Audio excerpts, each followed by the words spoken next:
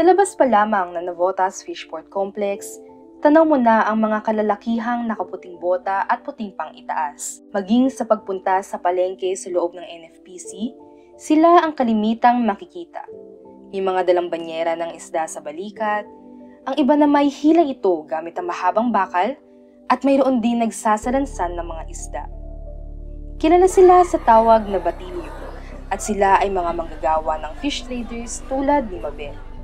Sa ating pagdako sa panibagong yugto, bibigyan natin ng pansin ang mga itinuturing na lakas sa loob ng NFPC, ang mga batilyo.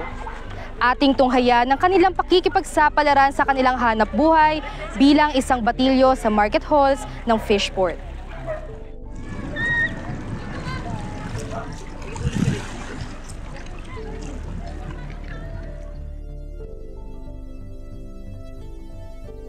Dalawampung taong gulang lamang si Freddy noong nagsimula siyang magtrabaho bilang isang batilyo. 3 taon na rin niyang ginagawa ang pagbubuhat at paghihila ng mga mabibigat na banyerang may isda.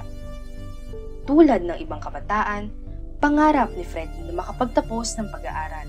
Ngunit dahil sa kahirapan, kinailangan niyang piliin ang paghahanap buhay o tugunan lamang ang pang-araw-araw na pangangailangan ng kanyang mga magulang. Sa market to kasi, kargador ako doon. Hindi rin fix yung hindi fix yung sahod ko rin. Kasi depende sa banyera kung ilan yung ibababa ay kakarga mo. Dito kasi nakafix, kaya dito na ako dito na rin ako nagtagal. Kasi pag doon, walang isda, wala rin akong mauwing pera. Bilang bahagi ng mga manggagawa sa loob ng pasilidad ng Navotas Fishport Complex, ang mga batilyong tulad ni Freddy ay may mga pulisiyang kailangang isaalang-alang at sundin. Yung dapat nakaputing damit, puting bota, tapos yung mga mga bawal magkalat, bawal ilapag yung isda, bawal umiisaan, yung umikaisaan. Batid ni Freddy ang kahalagahan at importansya ng pagsunod sa mga pulisiya, hindi lamang para sa kalinisan ng mga pasilidad, kung hindi para na rin sa kaligtasan ng mga manggagawa at mamimili. Isa rin sa mga pinagtutuunan ng pansin ng gobyerno ang kasalukuyang pagsasaayos sa mga pasilidad sa NFPC tulad ng market at pier. Isa ito sa mga inaasahang makumpleto ng mga manggagawa ng Fishport at unti-unti nilang nasasaksihan ang mga pagbabagong dulot nito. Gumaganda na siya.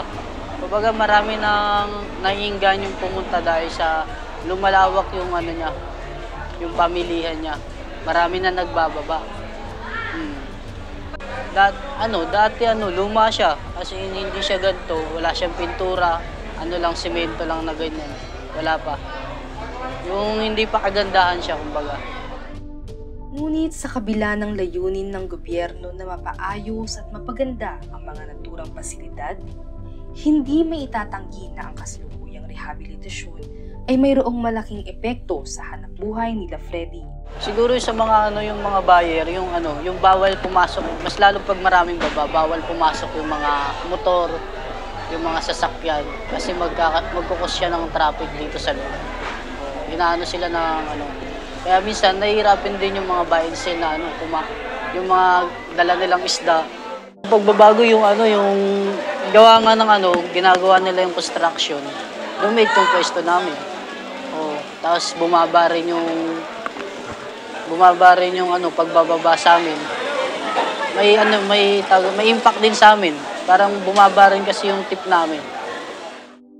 Sa kabila ng mga pagsubok na dinaranas ng mga batilyong tulad ni Freddy, buo pa rin ang kanyang tiwala at pag-asa na isang araw muling babalik sa dating kasaganahan ang mga pamilihan at magkakaroon pa ng mas maraming oportunidad para sa kanilang hanap buhay.